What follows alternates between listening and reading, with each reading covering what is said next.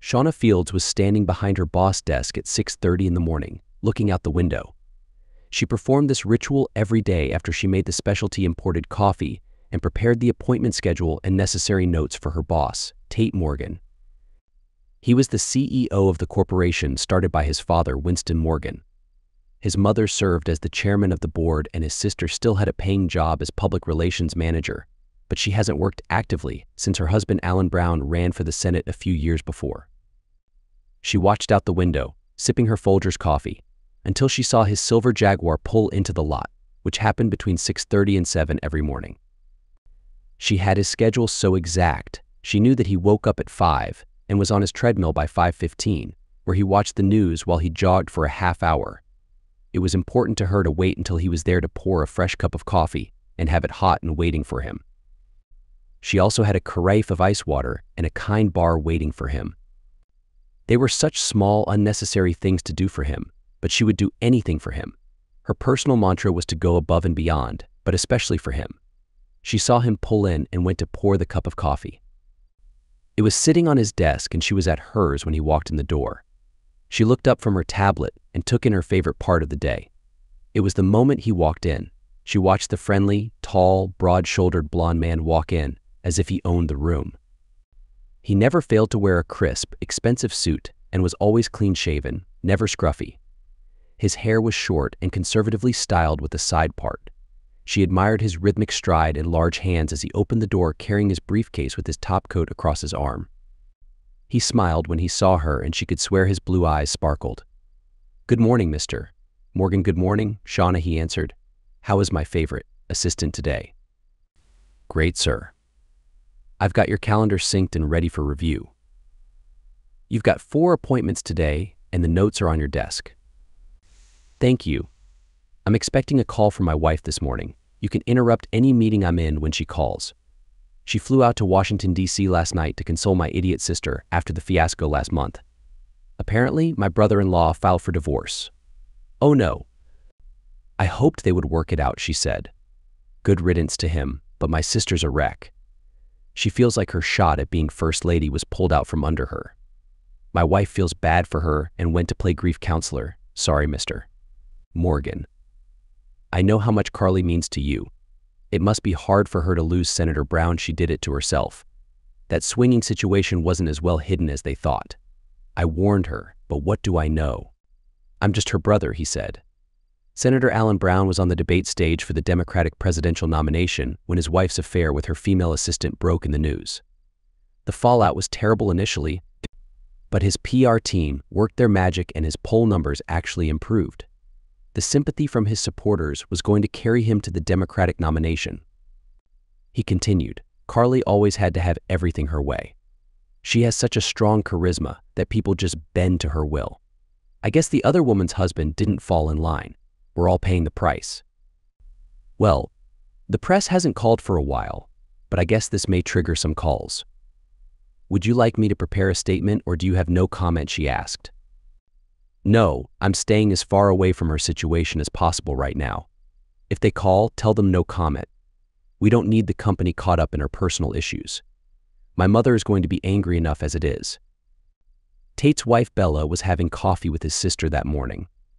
Carly was as disheveled as Bella had ever seen her, and she was worried. Bella was always in awe of the beautiful, elegant woman, but what she was looking at was a mess that morning. Prior to the recent scandal, Carly would never be seen in front of a guest without her hair being styled perfectly, makeup expertly applied, and her clothes stylish and beautiful. That morning she woke without showering, did not brush her hair or teeth, did not apply makeup, and did not dress. She wore a silk bathrobe. "Bella, I'm going to go away quietly. I'm going to stay as far from the press as I can. I don't want to hurt Alan's chances of being president any more than I already have. His campaign manager actually thinks divorcing me will help him," Carly said. "I think it's unfair that he gets off without any consequences. He was involved with her too, among many others," Bella said. "I know, but he will do great things for the country. He has to have a chance. I only hope my stupidity hasn't hurt him. I never should have brought in that new girl. She was just so beautiful, I had to have her. Maybe after he leaves office, we can find each other again. Regardless of our issues now, we are still in love and I didn't do anything he didn't approve of or do himself. It's just horrible optics that I got caught like that. Carly, take a shower and I'll clean up down here. We need to get you on your feet. Why don't we go somewhere and get away from it all, okay? We can leave anytime. I have the company plane here. Carly rose up from her chair and walked over to Bella. She touched her cheek and leaned in to hug her. Bella returned the hug passionately. You taste good, Carly said, tasting the hazelnut creamer from the coffee Bella was drinking. Smiling, Bella said, brush your teeth. It had been a long night for Bella and Carly. When she arrived at Carly's apartment, the beauty could barely stand. She was so drunk.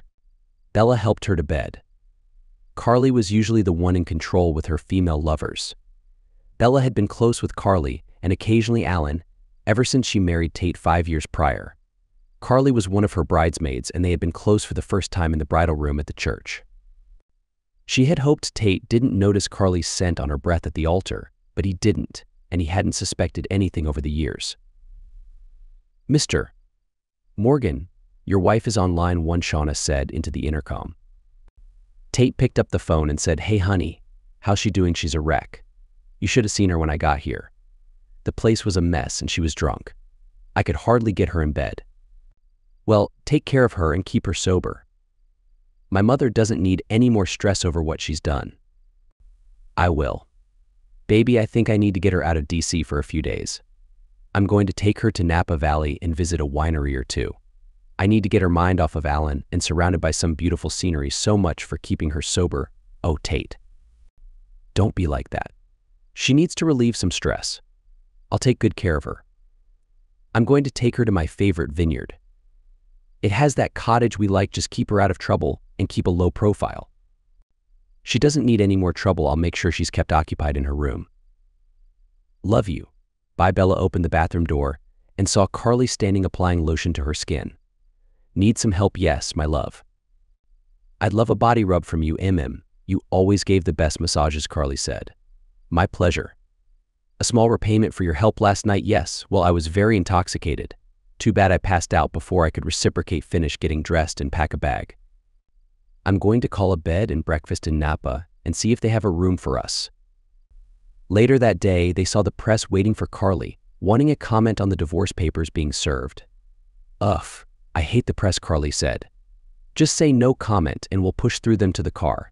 It's waiting there. They walked past the reporters and made it into the car without being stopped. One of the reporters asked another, who was the other woman with her? That wasn't the assistant from the Tate. Maybe it's another lover. Wow. The next morning, Tate was on the treadmill watching the news when he saw the headline story.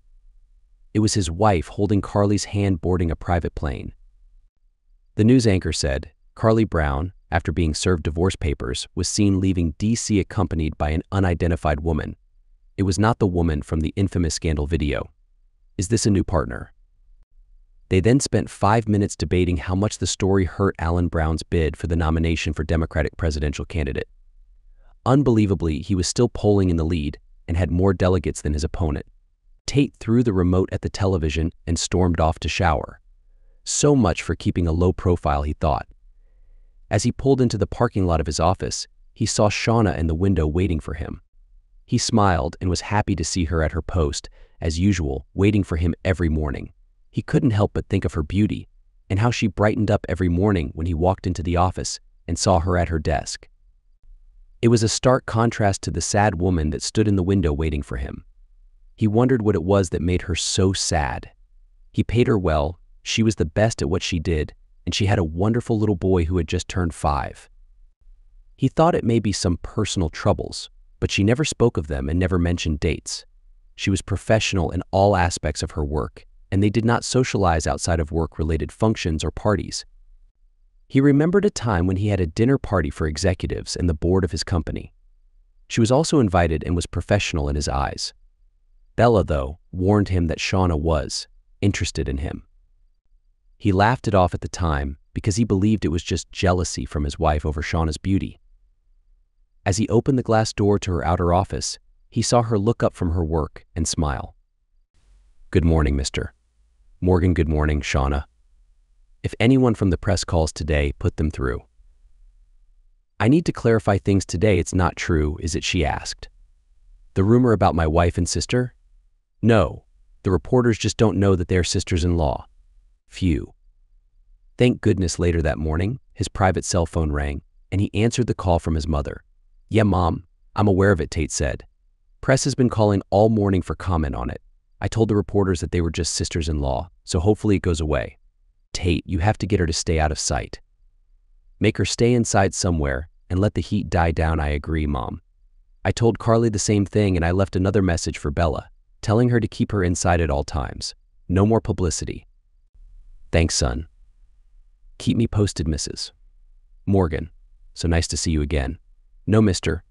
Morgan. This time the clerk said at the registration desk. It was a simple vineyard tasting room.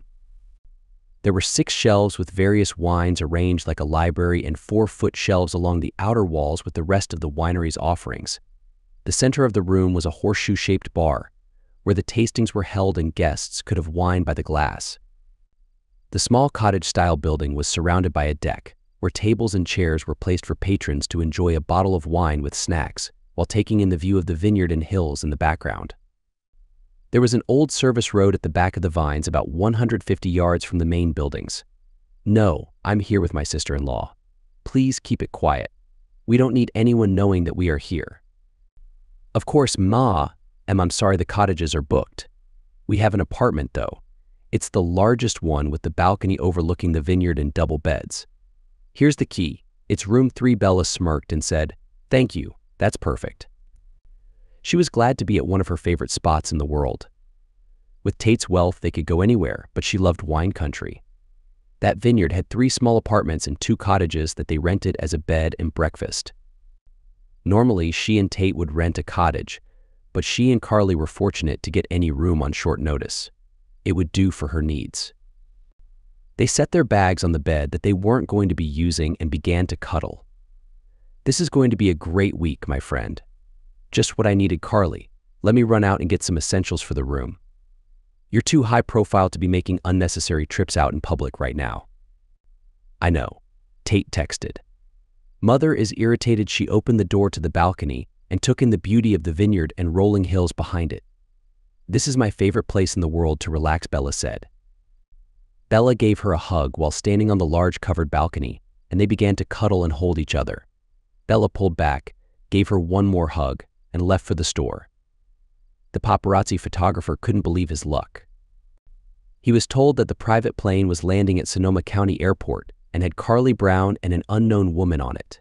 He rushed to the airport and was able to beat them there. He watched and took some photos as they got a rental car and loaded up. He followed them to the vineyard bed and breakfast and looked around while they checked in. He spotted the building with the apartments, 2 on the first floor and 1 on the top floor with a balcony. He looked around and saw the service road behind the rose grapevines.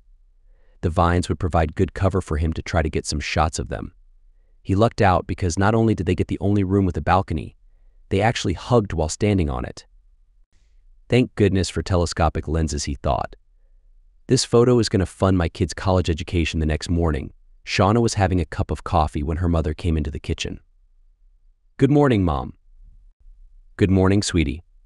Mickey's up, but laying in bed with a book. I saw. I wish he slept in later, but at least he stays in his room. He's an early riser like his mama, but does take a nice long afternoon nap like his grandma. Yeah, he's a great kid. I'm lucky to have him. I don't know where I would be now if not for him. Everyone has their own fate. He was yours. You needed him to stop your wildness. I certainly couldn't get it out of you, I know, Mom. I thank God every day that I straightened up and was able to get the job with Mr. Morgan. So do I. Smiling, Shauna put her cup in the sink and headed out to work. She had moved her mother in with her to take care of Mickey once she bought the house. She had been living in a small apartment, and her mother commuted across town every day to watch Mickey. She always left her house at 4:45 in the morning, and she could make it into the office by 5. She didn't have to start until 7 per what Tate wanted, but she knew that if he was up at 5, she needed to be ready in case he needed her. It had happened a few times where he needed her to book a flight or cancel some meetings, and she was glad he didn't have to wait for her to get on with his day. As she drove into the office, she had the news station on the radio. Their top story was the photo of Bella and Carly hugging. "Oh my goodness," she exclaimed as she slammed on the brakes. She was so caught up in the radio, she almost ran a red light. She looked at the time and saw that it was 4:50. She knew Tate wouldn't be up yet, but as soon as he saw the news, he would need her to do something. She pulled over and searched for the story on her phone. Oh no, she thought when she saw the picture. She made a quick decision to go to Tate's house instead of the office. She may have had feelings for her married boss, but she could be there for him as a friend through the pain he was about to experience. Tate was making a cup of coffee when his doorbell rang. "Who's ringing me at 5 in the morning?" he thought. He opened the door and saw it was Shauna. "Hello, Shauna. I know I'm a laid-back boss and all, but isn't this a bit early for a visit, Tate? Turn on the news," she shouted frantically as she rushed in to pat him. He was more taken aback that she called him Tate than her urgency. She never did that. He liked it. "I heard it on the way into work." "I can't believe it's true," she said. She knew he hadn't seen the news yet because he didn't get on the treadmill until 5:15. He followed her into his den and saw she had turned on the news. "Fox, Shauna?" he asked. She knew he usually watched MSNBC. Then he saw it. The picture was of Carly and Bella hugging. The headline said, "Carly Brown caught in love nest with sister-in-law." He collapsed onto the chair and buried his head in his hands. Shauna knelt next to him and put her hand on his shoulder. "Maybe it was a fake or something? Maybe there's an explanation," she asked. As a tear streamed down his cheek, he raised his head and exclaimed, "Inconsiderate person." He stood up and ran upstairs. Shauna followed him and asked, "What are you going to do, Mr. Morgan?" "Oh, I'm Mr. Morgan again, huh?" he joked as he started packing a bag. She blushed and said, "Sorry about that. I was panicking before. It won't happen again." "Don't worry about it. Tate is fine," he said.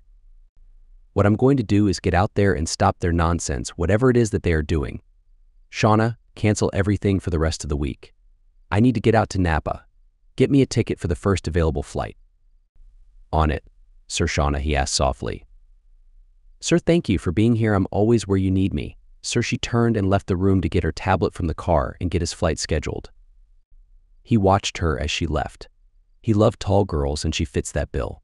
Her curly red hair, pulled back into a tight ponytail, was still damp, and it made him think about her being up and on her way to work that early. Is she always on her way to work at this hour, he thought. How have I never noticed that before? "Good morning, my pet." "Good morning," Carly Bella said. "Are you hungry? I'm famished." "It's already 10 o'clock. We can still get breakfast until 10:30 though. They have a lovely spread of fresh fruit and will make us omelets with locally grown ingredients." "Sounds good. Let's eat breakfast and come back up here for dessert." Carly picked up her cell and Bella took it from her. "No phones, no TV. We are here to relax, and you don't need to stress out over the news of your divorce." "You're right. Let's take a quick shower and head down. No games in there. We need to be fast to make breakfast in time." Spoilsport Tate's flight landed in California at 10 a.m. local time. His rental was waiting, but the drive to the vineyard took an hour. He pulled into the winery bed and breakfast, where the ladies were staying, just after 11:30. The ladies had just returned to their room. He recognized the owner standing at the bar and said, "Good morning, George." "Good morning, Mr. Morgan. You just missed them." They finished breakfast and went back to the room. "Okay, do you have another key for the room?" "Absolutely. Marla will get it for you." He then asked his wife to give Tate a key to his wife and sister's room. She smiled as she handed it to him and said, "Glad to see you could make it. After all, Mr. Morgan. Enjoy your stay." He nodded and walked away. After having time to think on the flight, he had calmed down and hoped that it was a misunderstanding. They were wearing clothes in the photo. Maybe it was just a poorly timed picture that looked worse than it really was, he thought. Tate put the old-fashioned key in the lock and turned the handle. He heard noise as soon as he opened the door and almost felt sick at the sight of his wife with his sister. He took a picture with his cell phone and walked into the room. "You ingrate," he screamed. The ladies jumped up and Bella yelled, "Tate, what are you doing here, ending a marriage? I can't believe that you are fooling around with my sister." "Darn it, Tate, you don't understand," Carly said. "Darn it, Carly. Never speak to me again. You jerks were caught out and touching each other. You're all over the news again. I hoped it was faked or innocent, but I guess not. Tate, baby, I love you. This was. Just stop, Bella. Spare me the cliches. There's no excuse. This is cheating. We are done. No. Tate, listen. It's not her fault. Shut up, Carly. I hope you're happy. You've left another marriage in your wake. Mother is going to have a stroke. He turned and left them crying in the room. As he approached the front desk, the owner said, I just saw it on the news, Mr. Morgan. I'm sorry. Fortunately, there is no press outside yet. I'm expecting them, though. It doesn't matter, George. I'm not staying, he said as he tossed the key onto the desk. They can sort out their own mess. He sat in his rental car and called his lifeline, Shauna. Shauna, I walked in on them. It's real. They were being intimate. Oh my goodness. I'm so sorry. I'm on my way back to Sonoma County Airport. Get me a flight home as soon as possible. On it, sir. The press is calling non-stop and your mother came in. She's there. Yes, goodness. The place must be chaotic almost, sir. She has people running all over the place. She's upset and taking it out on everyone around her. She isn't calling you because I told her that you were in the air. Well, when the chairman is upset, problems arise quickly. She'll realize I'm not in the air anymore soon enough. I'll call her now. Get me the ticket, please. It's done. I did while we were talking. Your flight leaves at 2 local time. Thank you. I'd be lost without you, Shauna. She blushed at his praise and said, Thank you. I walked in on them, Mom. That awful sister of mine and my wife were being intimate. I'm going to confront her, Tate. How could she do this to the family? To you, I don't know, but she's cut off from me now. I'm seriously considering terminating her from her ceremonial position at the company. I'm fine with that, son. She's a PR nightmare right now. You have plenty of reason to let her go. Thank goodness Dad isn't alive to see what she's turned into. She must have a love addiction or something. It just doesn't make sense. What about Bella? She's history. I can't stay with a cheater. I'm truly sorry. At least you don't have children yet, I know. It will be a clean break. The prenup is straightforward. Did she give you any explanation? I didn't stay to hear one. I couldn't be there. I almost felt sick when I saw them. It was terrible. All right. Have a safe flight. I'll handle things down here. Hey, Shauna has that place running like a well-oiled machine. You won't be needed, I assure you. He said that to try to save his people from her wrath. She's something special. You're lucky to have her, don't I know it? All right, Mom. I'll be in touch. What am I going to do? Carly, Bella asked. Fight. You're going to fight. It's different with me and Alan. I don't want to cost him the election. You don't have that problem. He's not answering my calls. I have to get home. We will. But you need to have a plan. You don't want to go running off half-cocked. I can't believe we got caught. I thought this place was totally secluded. Why was I so dumb to hug you? Why was I so dumb to get involved with you in the first place? Stop that, Carly shouted. You're not dumb. He has to understand you need what a woman can give you as much as what he as a man can give you. He will come around. He loves you. He just needs to calm down. Goodness, I hope you're right. I can't lose him. I love him so much. You have to blame as much on me as you can. I'm already persona non grata with my family. It won't hurt me any to take the blame. Listen to yourself. It is your fault. You did that to me years ago. I should have never gotten involved with you. Oh, please. Goodness, I hope I can fix this, Bella said, knowing her odds were slim. Tate walked into his empty house and threw his bags on the floor. He had been ignoring his wife's calls and texts to that point and decided to finally call her back. Tate, baby, listen. I'm on my way home. We need to talk and work through this. I love you. Our marriage can't be over. Do not come home, Bella. I need a couple of days to calm down.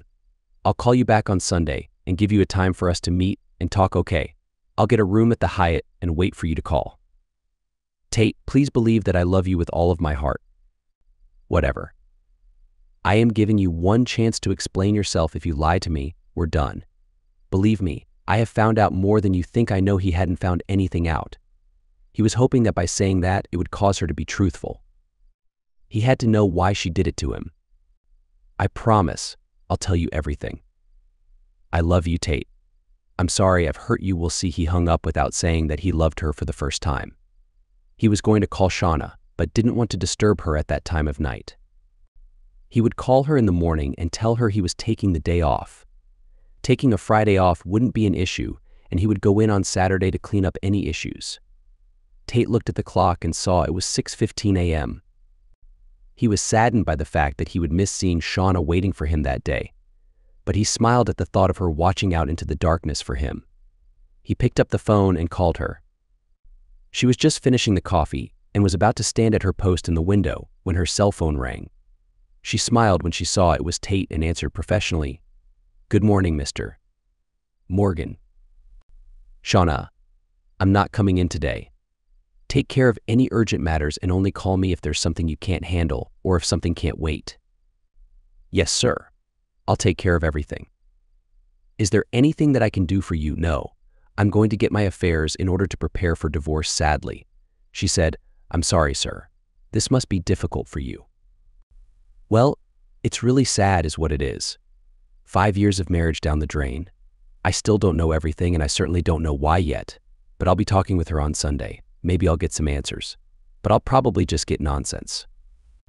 "Sir, do you want me to get Vivian James looking into this?" Vivian was the company's private investigator on retainer. "It's a great idea. See if Viv can gather any background information. She may want to start with that personal assistant and her husband that caused Carly's divorce. Also, Bella will be staying at the Hyatt." "On it, sir. I'll be here if you need me. You always are. Thank you, Viv. It's Shauna." "Mr. Morgan has an assignment for you." "Hi, Shauna. I figured I'd be hearing from you. What does he need?" "Background information on his wife and sister's relationship. See what you can find out about how long, how often, if there are any others, etc." "Okay, anything else? I'd like you to keep an eye on her. I want to make sure she's behaving. She's staying at the Hyatt." "Okay, no problem, Viv. Obviously, this is a top priority, of course. I'll keep you updated with any developments, and you can pass them along to Mr. Thank you." Saturday morning, Tate pulled into the office. He saw that his office light was on, but didn't see Shauna waiting for him. Then he realized it was Saturday and she wouldn't be there. He walked into the building and through the main foyer to the executive suite of offices. As he opened the door to his outer office where Shauna sat, he heard noises from his closed office. He saw no indication that she was there, so he hesitated briefly before going in. Once he opened the door, he saw a small child playing with some train cars. "Hello, who might you be?" "Hi, I'm Mickey. Mama told me to wait here." "Oh yeah," he said as he sat on the floor with the boy. "Where did your mommy go to get me some juice and crackers?" Tate chuckled and said, "That explains why I have apple juice in my fridge." "What are you playing trains?" "I have tracks at home, but look, these lines can be tracks." "They sure can." Mickey. Shauna walked up a moment later and almost cried when she saw Tate rolling a train and Mickey making a choo-choo sound.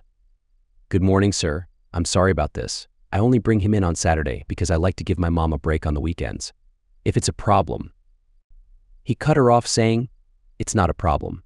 I haven't played trains in years." She smiled and gave the juice and cookies to Mickey. "Mickey, let's get you out of Mr. Morgan's way. He's got work to do." "Okay, Mama." "No, Shauna. He's fine. I'm just going to check email and put out any fires from yesterday." "What are you doing here, by the way?" "Oh, I always come in for a couple of hours on Saturday morning. It helps make Monday morning smoother. I was also meaning to ask you if you are always on your way to work at 5 a.m. "Yes, I am. I like to make sure that everything is ready for you when you come in. I don't want you to have to wait until you come in if you need me for something and your mother watches." Mickey. She nodded yes. "Isn't that rough on her?" "No, sir. She lives with us. She's an early riser too, so it's not a problem. You do know that I appreciate everything you do for me." She smiled and said, "Yes, of course. Well, I won't keep you then. Don't worry about my train buddy here. We're okay, thank you." Sir Tate was finally seeing the sausage being made. He didn't realize the amount of extra time Shauna put into her work. He resolved to pay closer attention and to not assume everything was always smooth. It took Shauna great effort and sacrifice to make it smooth for him. "Shauna." "Yes, sir. Send your mother a bouquet of flowers from me. Please, she'll love that, sir. I'll send her favorites, thank you." After an hour of answering emails, Tate said, "Mickey, what's your favorite breakfast?" "Pancakes." "What kind?" "Chocolate chip." He smiled and nodded yes. Tate walked over to Shauna and said, "Wrap it up, Shauna. We're going for pancakes." "You don't have to do that." "Why not?" "I'm hungry, And my little train buddy likes chocolate chip pancakes, she smiled and said. He only gets those for special treats, okay? We'll call it a special treat morning then. Let's go to Apple Villa. They've got the best pancakes around. Okay. Thank you, she tried to temper her excitement. Not only was he great with her son, but he was taking them to breakfast. She never associated with him outside of work functions. Even when he hosted employees at his home for parties, she treated it like work. She knew that he was having problems with Bella, and she didn't want to interfere. She felt that she had to stay within professional boundaries and not show him how attracted to him she was, not how in love with him she was. They got a booth at the restaurant, and he insisted on Mickey sitting with him so they could color on the placemat together. He's a messy eater, sir. You may regret that, she said. What 5-year-old isn't messy? We'll be fine, and Shauna, you can call me Tate. We're not at work. Yes, sir, he frowned and said.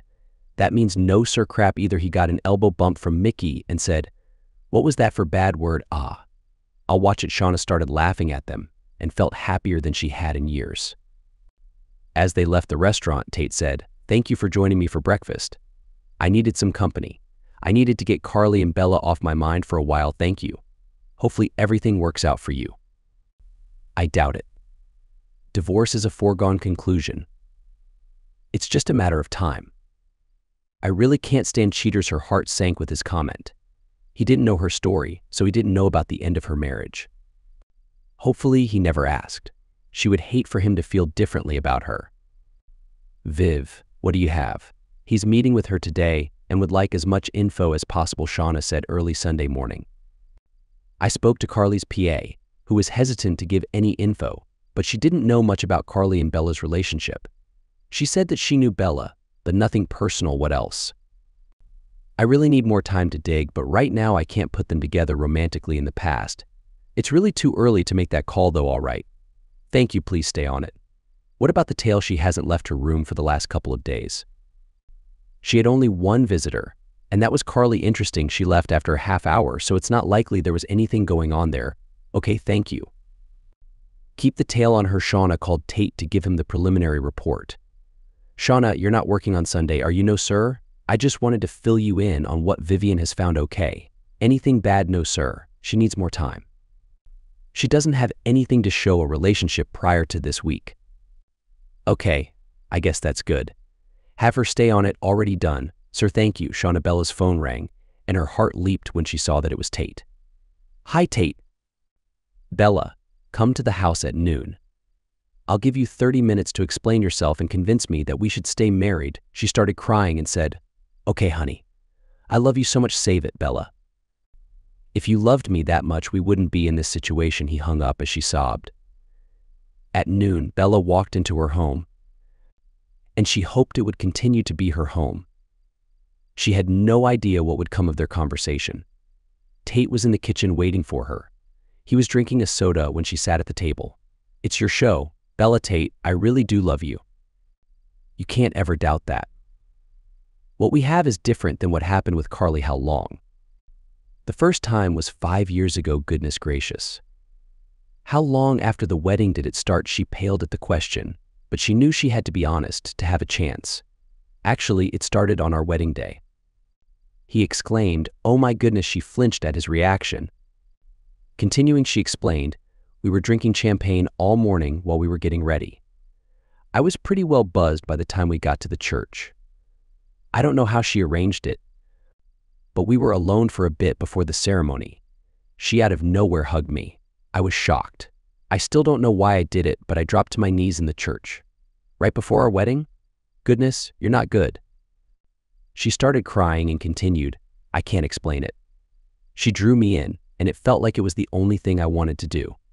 I had been with girls before in college, so I wasn't unfamiliar with my alternate side. I sure as heck was. Do I even know you, Tate? I'm the same woman that you fell in love with. There's just a small part of me that you didn't know about. A small part? Fooling around with my sister on our wedding day is pretty big to me. Have you carried it on all of these years? Yes, but only a couple of times a year have there been any others. That was Bella's final moment of truth. Did she dare tell him about Alan or not? She decided that he didn't know about Alan, so she lied. There's been no one else, I promise. It was only Carly, and it was only because she scratched a particular itch. Ah, now it makes sense why you never let me touch you in that way. You could pretend your relationship with Carly was necessary. You are deluded. So, why should we stay married? Tate, I love you. Until you found out about this, we were happy. We were going to have kids, just another thing you've taken from me. No, we still can. We can go to couples therapy. We can be together forever. She was spent. She had nothing left to say. Tate listened to all of her explanations and couldn't take any more. That's it then. You've never been loyal to me. You've been unfaithful, and in the worst possible way, with my own sister. You even disrespected me on our wedding day. There is no way I can stay married to you. She cried and said, no. Yes, we're done. I'm going to file for divorce and follow the agreement. You won't get anything more than what is required. I'm going to leave you alone now. You can pack your belongings. I won't change the locks until it's all settled. I trust you won't make me regret it. I'm so sorry, Tate. I love you so much. Yeah, so you've said he left her crying at the table. Tate was sitting in his mother's family room waiting for her to come down. They needed to talk about what to do with Carly. Well, how did it go, Mrs.? Morgan asked, walking into the room. Terrible, Tate answered. Carly manipulated her on my wedding day, and it's continued since then on your wedding day. My goodness, yeah, needless to say, my marriage is over. I can't stay with her, I understand. I don't blame you. We need to handle the media, though. This is in the news every day, and our stock price is down 5%. I know. I'm going to ask Carly to step down, and I'll announce it in the morning before the market opens. That should solve our problem. Her shares are protected by our father's trust, so I won't try to take them from her. I vote them by proxy anyway. That's all right, but I think your pending divorce will affect us as well, maybe. I'm going to say that our separation is friendly and won't affect the company. She won't get any of my shares according to the agreement. Oh my, what a mess your sister has caused. We need to get her into therapy right away. There's definitely something wrong with her. Certainly. She's self-centered. She thinks she can do whatever she wants without considering the consequences. I hope you understand that I won't be speaking with her directly after today. I just can't forget what she did to me, I understand. Hopefully our family can recover from this someday. I certainly hope so. Tate was not very hopeful. Tate called Carly, but got her voicemail. Carly, tomorrow morning I am releasing a statement announcing your resignation. I am not trying to take your shares, so you'll keep your ownership according to the trust. I anticipate that I will still vote your shares. Please do not cause any more trouble. You've caused enough problems for the family and the company. Our mother wants you to start seeing a therapist too. You have harmed your life enough with your addiction and self-centeredness. We are all suffering because of it. Carly listened to his message and cried. She didn't believe she had a problem. She thought that everyone else had the problem. Modern marriages should not be limited by old-fashioned expectations, she thought. She decided not to call Tate. She feared that he would yell at her and call her hurtful names. Forget about him and his outdated moral beliefs, she thought. She sent him a text, I willingly resign. I won't cause any more problems for the company or the family. Shauna stood by the window waiting for Tate's arrival. She thought about the lovely morning they all spent at breakfast. Tate was so kind to Mickey, and Mickey asked her if he was coming over to play trains with him again. She was torn between hoping Tate became available so she could have a chance at happiness with him, and hoping he didn't become available because he would surely ask her about her past. She would have no chance after that. She could never lie to him. As Tate pulled into the parking lot, he saw her watching from the window. He loved seeing her there every morning waiting for him. He wondered if he could transition from divorce to beginning a relationship with his beautiful assistant. Do we have any policies about dating, he thought. Then he thought, why don't I know the answer to that? He knew it was because he relied on Shauna for that information. While he dealt with business matters, human resources dealt with policies. He had Shauna to provide policy information when he needed it. As he entered Shauna's outer office, he saw her look up at him as she always did. A bright smile appeared on her face and she said, Good morning, Mr. Morgan. Hello, Shauna. He saw her eyes scanning him up and down and he decided to confront her playfully. Did I spill something, huh? No, I was just checking to see if you had spilled anything so I could let you know. She thought to herself, oh no, He caught me staring and now I'm babbling like a fool. He laughed and said, "What would I do without you?" Then walked into his office. That was enjoyable, he thought. She was obviously flustered and he decided to keep that going.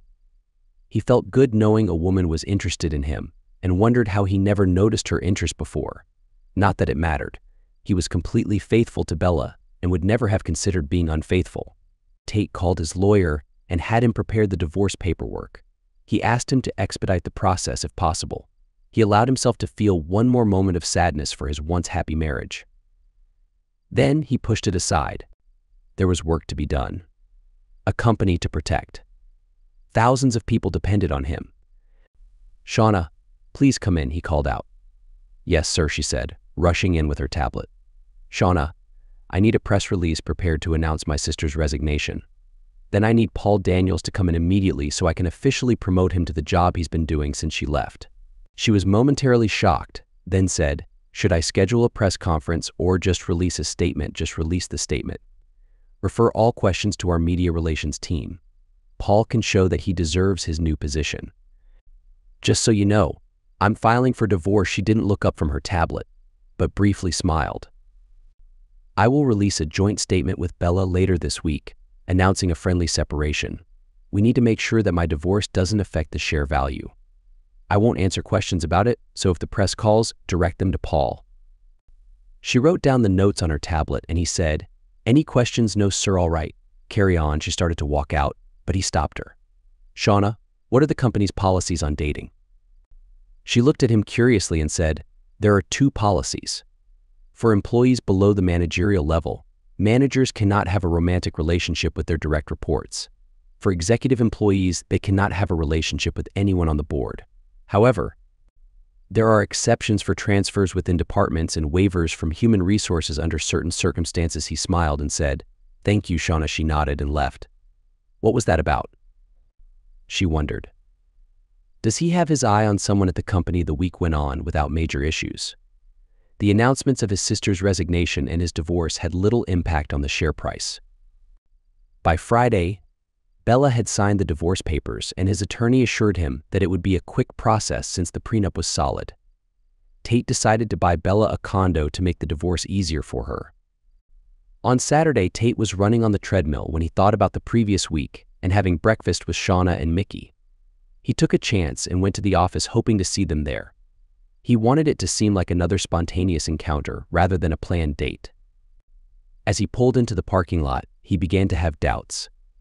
Was it too soon to get to know Shauna on a personal level? He decided to take it slow and play it cool. Starting with innocent breakfasts and lunches would be a great way to start building a personal connection. He entered the room as quietly as possible and admired her figure as he said, "Good morning, Shauna." She had her back turned to him and jumped in surprise. "Mr. Morgan, you scared me. I'm sorry. Good morning, sir. Let me make you some coffee." "Only if you're having some. I won't be here long." "All right." She didn't plan on having any coffee, but went to make a pot anyway. "Hey, little man," he said to Mickey, who was playing with toy cars that day. "Hi, Mr. Tate. Want to play cars?" "Sure, I can play cars." "Do you know what kind they are?" "Yeah, this is a Porsche, this is a race car, this is a Jaguar, and this is a Ford." "Mommy has a Ford?" "Oh yeah." "Aha, have you ever seen a real Jaguar?" he asked using the child's pronunciation. "Nope, let's go near the window." He picked up the boy and carried him to the window. "Look down there. See the silver car? That's my Jaguar. Can I go for a ride?" "Well, that's up to your mom. I tell you what, how about we go for pancakes again and we take my car? What do you think about that? Can I have whipped cream this time?" Laughing, Tate said, "That's up to your mom." Buddy Shauna was in the kitchen waiting for the coffee. She wondered why Tate was at the office that day. He rarely worked on weekends, let alone 2 in a row. She thought maybe since he was getting divorced, he could work on Saturdays without worrying about his wife giving him a hard time. She didn't realize that he wasn't working at all and hadn't even logged into his computer. She walked into his office and saw him playing cars with her son. "Ahem, I have your coffee, Mr. Morgan, thank you." "You don't have to play with him, sir. He's fine. You don't have to let him distract you from your work." "No way. Miss a chance to play cars?" "Never. By the way, would you and Stinky like to go for pancakes again? I'm not Stinky, Mickey protested. No, Mr. Morgan.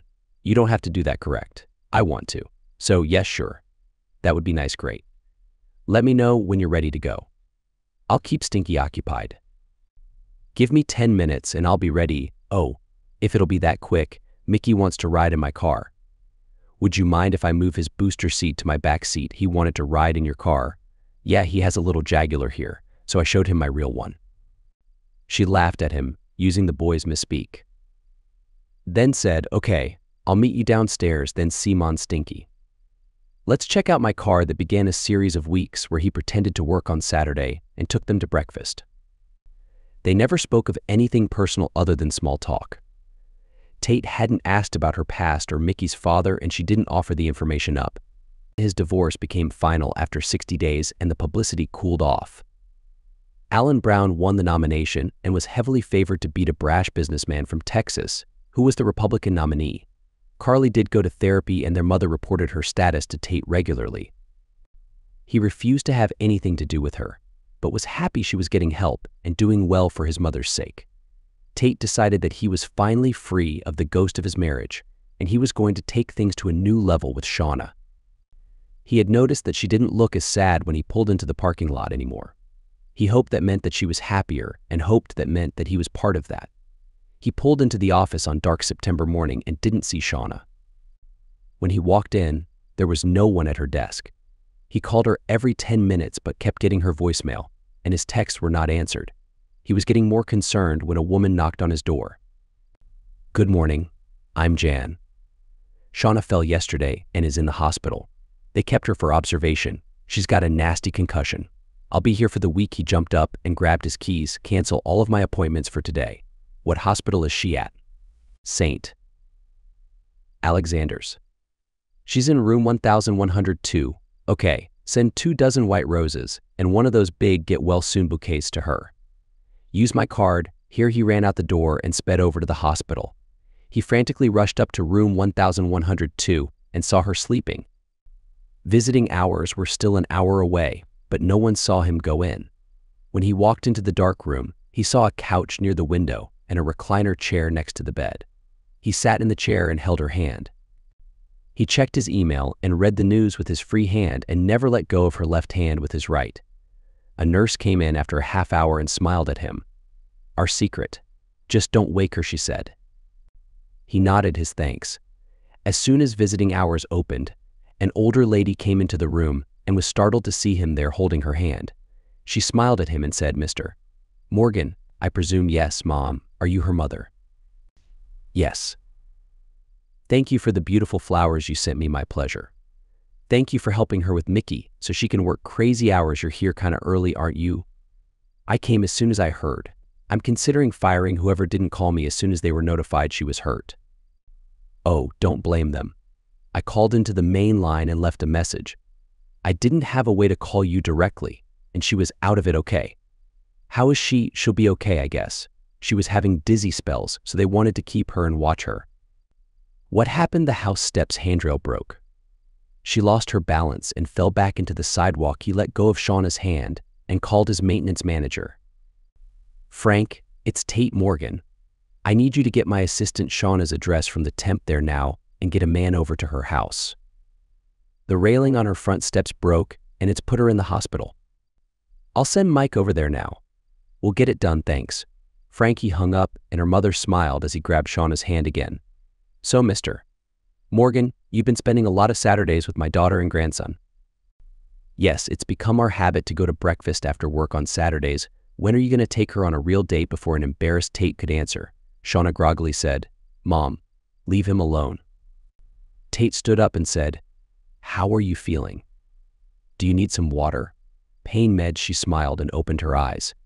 Squeezing his hand in a show of gratitude, she said, Don't fuss over me. I'm doing okay.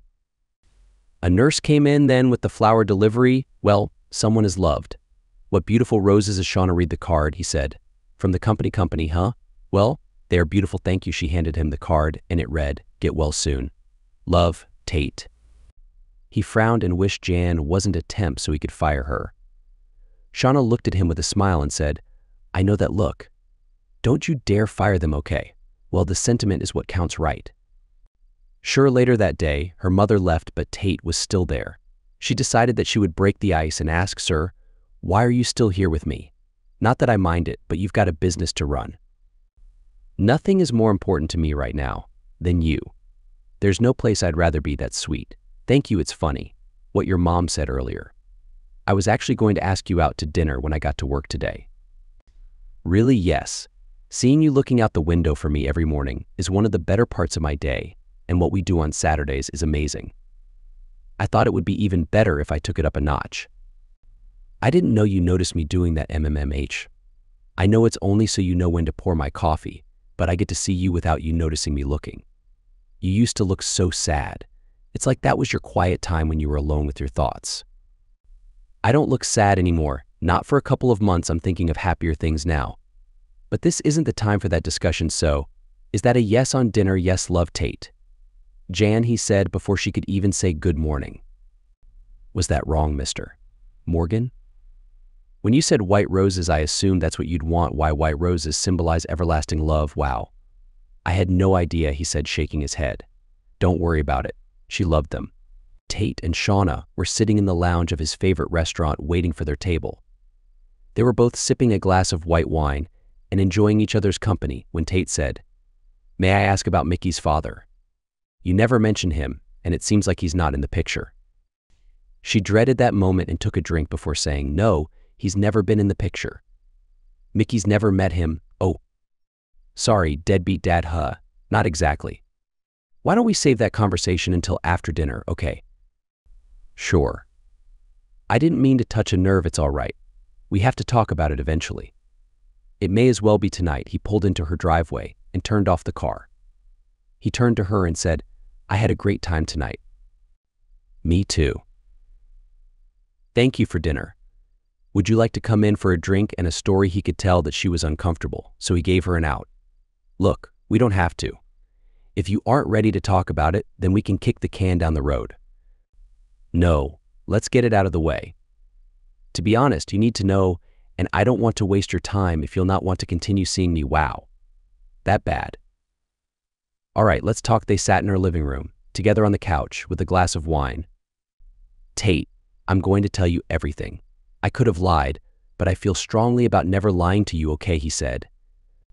"I was married 6 years ago to a good man. That marriage fell apart indirectly because of my pregnancy with Mickey. When I was in college, I was a party girl. I drank, I smoked pot, did some coke, took X, and slept around. I met Dale, my ex-husband, at a graduation party and fell head over heels in love with him. He was as straight-laced as a person could be. Religious, drank very little, hated drugs, and was basically my opposite. I cleaned my act up and started dating him. We married within a year. I was so in love that it hurt. One day after being married for 6 months, we went out dancing. I was drunk, and while I was in the bathroom, some girls were doing lines. They asked if I wanted a hit, and in my drunkenness, I accepted. When I went back to our table, I guess I had some crystals on the edge of my nostril, and Dale noticed. He got pissed and we got into a fight. It got so bad that he walked out and left me there. I was so pissed at him, I stayed and kept partying. I ended up going home with some guy I picked up there. When I woke up the next day in a strange house, I panicked. I called a cab and went home to face the music, crying the whole way. I walked into the house, and when Dale saw me, he could tell what I had done and left me. I cried for hours after he left. Eventually, he came back and I told him about my past history. We went to counseling and everything was going fine until I missed my period. When the doctor estimated our due date, Dale did the math and wanted a DNA test. We did a prenatal test and my worst fear came true. Mickey was not Dale's child. Dale really tried, but couldn't come to grips with being reminded of my cheating every single day. The divorce was final 2 days before Mickey was born. I didn't pay attention from where I was taken home and didn't remember the guy's name, so Mickey has had to suffer without a father. He handles it okay, but it's getting harder now that he is interacting with kids at school that have dads. But he doesn't push too hard. Tate had been holding her hand while she told her story and finally spoke. "I see. So you felt that because I couldn't forgive my wife for betrayal." I won't want to pursue a relationship with you right then. They heard a voice say, Mommy? Mr. Tate. I can't sleep. She got up and picked up Mickey. Tate, take care of your son. I'll head out. Good night, Mickey. Good night, Shauna, he said as he left. She took Mickey to bed, hugged him, and cried herself to sleep. Tate struggled with what she told him and barely slept at all. When he crawled out of bed at 7 a.m., he was upset, but not angry. He couldn't understand why he loved her despite her mistakes. He was convinced that he did love her. He remembered that it was Saturday, and he thought about the fact that he was missing breakfast with Shauna and Mickey. He loved the boy too, and it hurt him to think that the child would be upset if he didn't get pancakes and ride in the Jaguar. Tate had even bought a booster seat for his car. He was never one to avoid a problem, so he dressed and left for the office. He would work through his feelings and make an effort. He felt that she was worth it. As he walked into the office, she wasn't at her desk. He opened his office door and saw a puddle of apple juice. What happened here? He said to Mickey.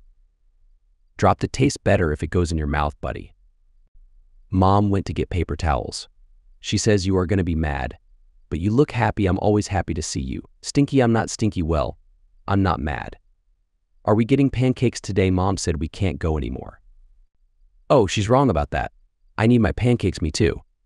Extra whipped cream. Tate. He looked up and smiled. Mickey says we can't go for breakfast anymore. How am I going to have pancakes, Shauna? When you left last night, I thought you wouldn't want to see me anymore. He stood up and said, Mickey, we'll be right back. He took her hand and pulled her out into her outer office. Look, I was shocked last night. Am I afraid that you're like my wife? No. Am I afraid you're some kind of junkie? No. Am I worried that if you're once a cheater, you're always a cheater? I don't know. Tate, I'd never hurt you. I know you wouldn't. On purpose.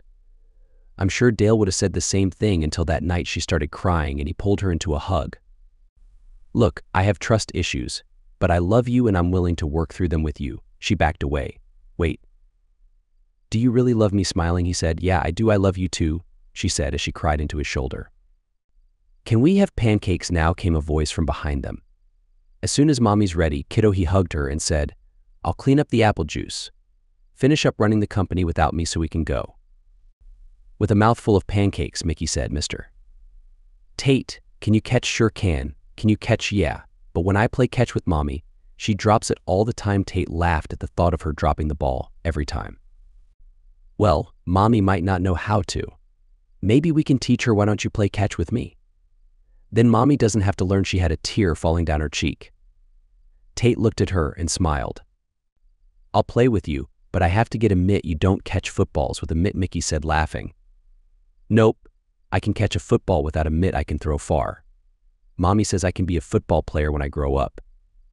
Sure can, bud. What's your favorite team? The Bears. Really? Your mom didn't tell me that. Would you like to go to a game with me? I have season tickets. Yeah, can we watch them play the Packers? Only if Mom says okay. They both looked at a smiling Shauna, who still had wet eyes. She said, Mr. Tate can take you anywhere he wants. Mickey. Tate reached over and grabbed a piece of her bacon and broke it in half. He handed half to Mickey and said, Mickey, can we play catch this afternoon? I want to see your train tracks too. The boy nodded happily as he ate the bacon. Shauna didn't react. She was in a state of bliss, watching Tate treat Mickey like a son. She hoped that Tate wouldn't break their hearts. Shauna and Tate went to dinner that evening, and instead of going back to her house, Tate took her to his. Sitting on the couch drinking sodas, Tate said, Shauna, we are in a tricky spot and have to really be careful. Mickey and I are bonding, and if anything happens between us, he could get hurt. I know. We started this backward. We became a quasi-family before we became a couple. Look, we've known each other in a working relationship for a few years. I've seen you almost every day in that time, so I'm fairly comfortable with you as a person. We've been dating each other for a couple of months, now if you count our Saturday breakfasts. When I said I love you, I meant it. Will we end up married? I don't know. I'll tell you this though, I'm committed to you and you're the one that I want. Tate, can you forget my past? I promise I've changed. No, I can't forget it. I don't have to worry about it though. If I let that weigh on my mind, we'll never have peace. I'm willing to try and I'm willing to trust you. You've never let me down before, and I expect that you never will. Tate, hug me before I attack you with pleasure. Love Tate pulled her in and began to hug her passionately. Shall we take this upstairs, he asked. Was all she could reply as she stood and let him guide her to his bed. As they helped each other, she begged, be nice. It's been years since I've been with anyone, I promise, he said. I want to make you feel good. Oh, Tate, she said. She pulled him up for a hug. As they got close, they both felt an overwhelming sense of happiness and love. They cuddled together after, feeling a deep sense of love and contentment. I never want to let you go, Tate whispered, holding her close.